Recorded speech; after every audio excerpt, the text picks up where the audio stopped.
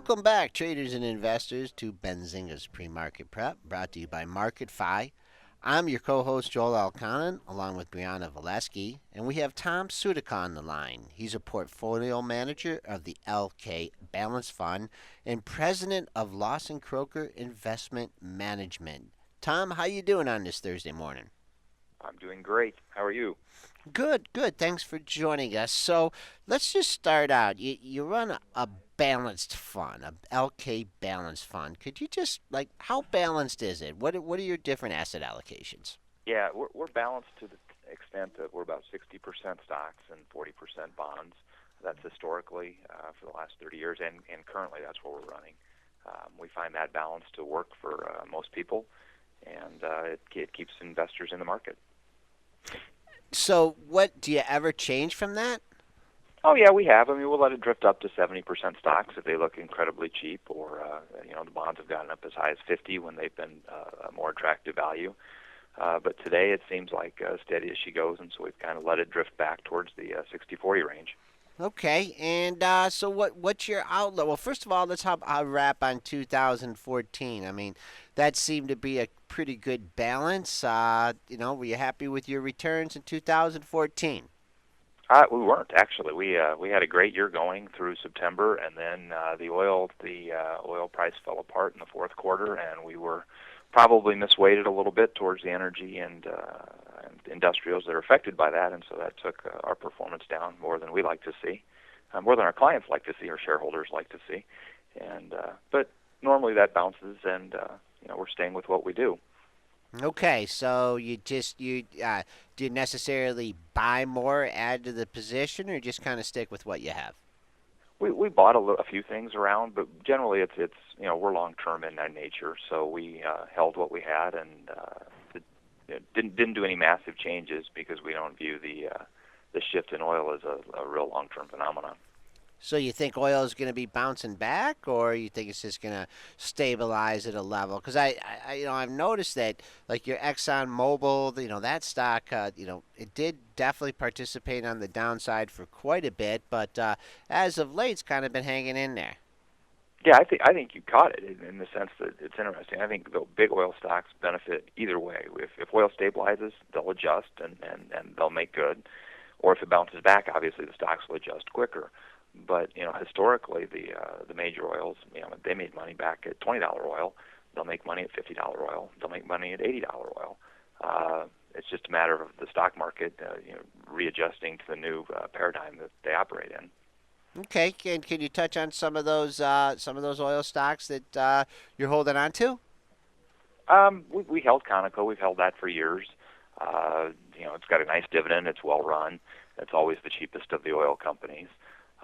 And in terms of valuation measures, we've still got some Chevron around.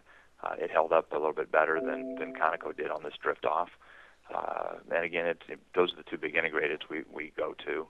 And then, on the smaller, more E&P type names, we had Chesapeake, which we like. We like long term, but of course, if oil stays at $50, they'll have to do some significant readjusting to their capital spending to keep their growth alive. Are you familiar with Tesoro at all? TSO? I know it, but not that well. We don't own it, and have not ever owned it. Yeah, because I've been trying to figure this thing out for weeks, and here's the one that has pulled back, but not nearly as significantly as some of the others. So moving away from the energy sector here, are you stashing any gold away in your portfolio for 2015? We've had a small position in gold, and our argument is it's a hedge against currency, it's a hedge against inflation, and we don't really see inflation going up significantly, so we don't know that we want to add to that position. But we like to have a little gold in a balanced portfolio because it does provide that stability that a balanced portfolio is supposed to have. How do you do it? Do you do it through the physical gold, the ETFs, the We've miners? done it with the ETF, right? We own the GLD Spider as the easy way to do it. Off and on, we've owned miners in the past. It doesn't seem like a time today to be piling into the miners, but there will come a time when gold has its day again. Right, and yeah, trying to hold in the $1,200 level. What about technology? Is that something that is that you do some investing in, or you just trying to avoid that sector? We don't avoid any sectors. We look for value wherever we can find it. Technology just historically has been one where we struggle to find names where we can, put a probability that we believe that they'll be around or earning whatever your forecast has to be to justify the price. So we are light in technology. We own Microsoft. Um, it's kind of the safe old big tech. Uh huh. Uh, but on the typical tech names, we are light today. We'll probably continue to be light because we can never build a forecast that we have enough confidence in to justify the prices. Okay. All right. Moving on here. Ford's raising their dividend this morning. Got beat up. I had some downgrades earlier in the week by Citigroup, but that's bouncing right back. And GM has made a nice run as well. Any interest or any positions in the auto sector? We don't. We're playing autos from the industrial side. We picked up a little aluminum parts manufacturer called Constellium. CSTM is the symbol there. Okay. Um, just a supplier to as Ford's a big user of their product. They're a Netherlands-based company, and so historically they've sold their product to the European manufacturers. But they bought an Alabama company, and they're moving into the states, and so we're playing it that way as opposed to trying to decide who will win between GM and Ford and all the rest of them. Okay.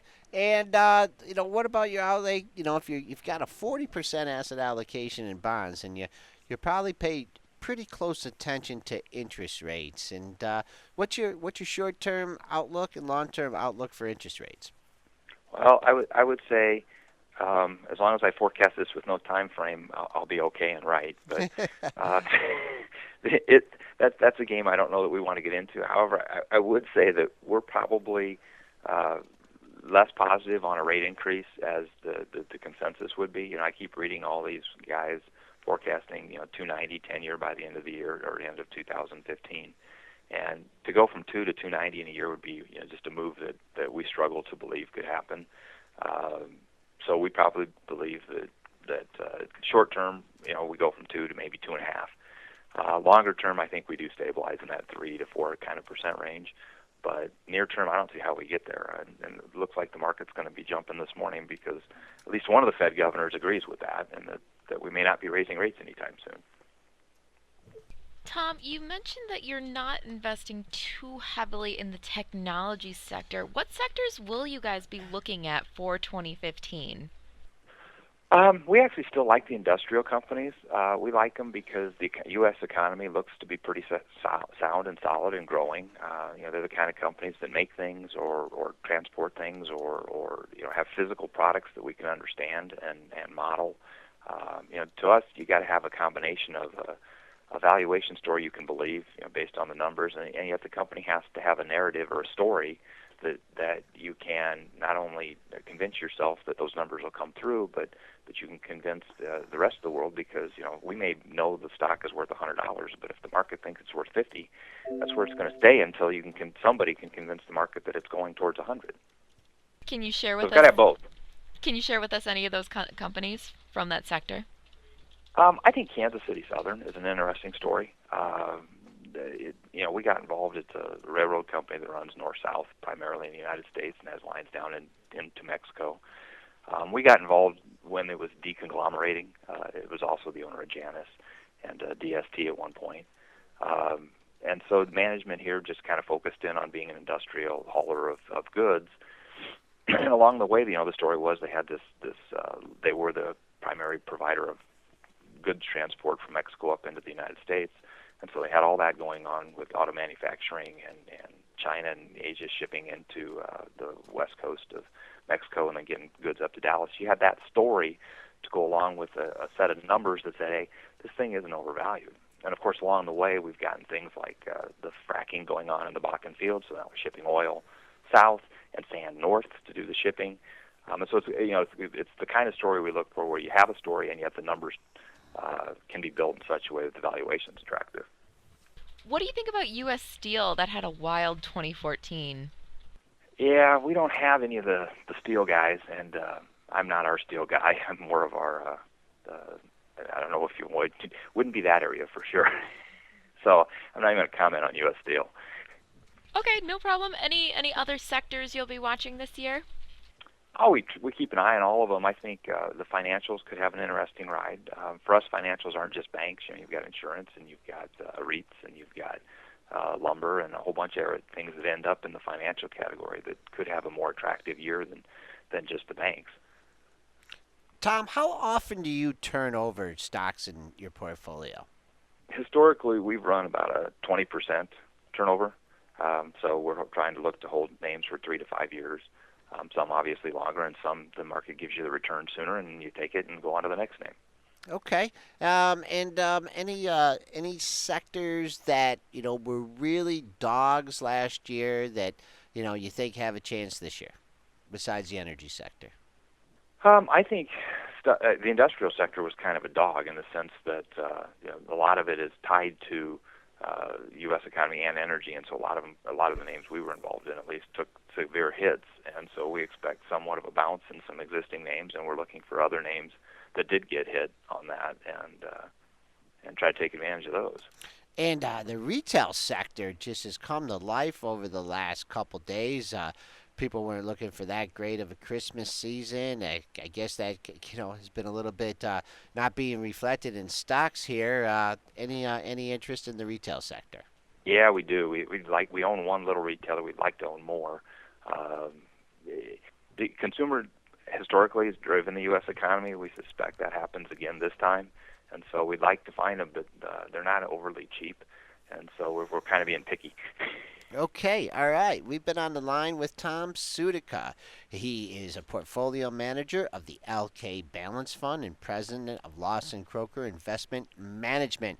Tom, thanks for coming on. Have a great trading day, and we hope to have you on again soon. Thanks for having me, Joel.